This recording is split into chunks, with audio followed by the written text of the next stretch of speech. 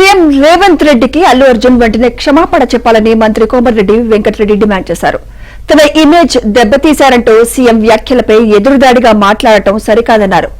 ఆసుపత్రిలో చికిత్స పొందుతున్న బాలుడు శ్రీతేజ్ని పరామర్శించేందుకు లీగల్ టీం ఒప్పుకోలేదనడం హాస్యాస్పదమన్నారు. అసెంబ్లీలో ఈ విషయాన్ని ప్రస్తావిస్తే తన ఇమేజ్ దెబ్బతిన్నదని అనడం దారుణమన్నారు. ఇక నుంచి తెలంగాణలో బెనిఫిట్ షోలు ఉండవని మంత్రి కోమటిరెడ్డి స్పష్టం చేశారు. ముఖ్యమంత్రి గారు అసలు రికార్డులో చెప్పిన పరిస్థితి అడిగితే ఆయన మాట్లాడతాడు, నా వ్యక్తిత్వం పోయింది, నా ఇమేజ్ ఖరాబ్ చేసిండు, 30 ఏళ్ళు కష్టపడి ఈ స్థాయికి వచ్చిన, నేను ఎంతో శ్రమ చేసిన అంటే మనం మీరు అందరూ ఏం చెప్పాలన్నట్టు 30 ఏళ్ళకే మేము కూడా ప్రజా జీవితంలో 300 కోట్లకు సంవత్సరానికి కూడా ఇస్తున్నాం. సినిమాలు యాక్ట్ చేసి డబ్బు సంపాదించుకుంటూ పనులు చేసుకోను, ఏదో ఎంటర్టైన్మెంట్ చేస్తున్నావు.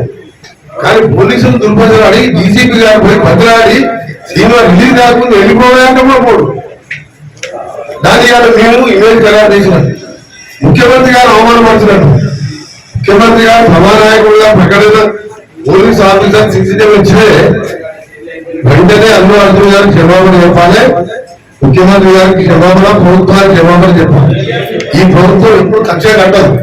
సినిమా ఇండస్ట్రీ ప్రోత్సహించాలని నేను సినిమా మినిస్టర్ గా బెనిఫిట్ షోతో పాటు సినిమా రేట్లు, బడ్జెట్ సినిమా అంటే రేట్లు పెంచడం అన్ని విధాల వారికి కేసీఆర్ లా కాదు, ఎప్పుడు వచ్చినా ఎమ్మడే సంతకాలు పడుతుంది మినిస్టర్లు.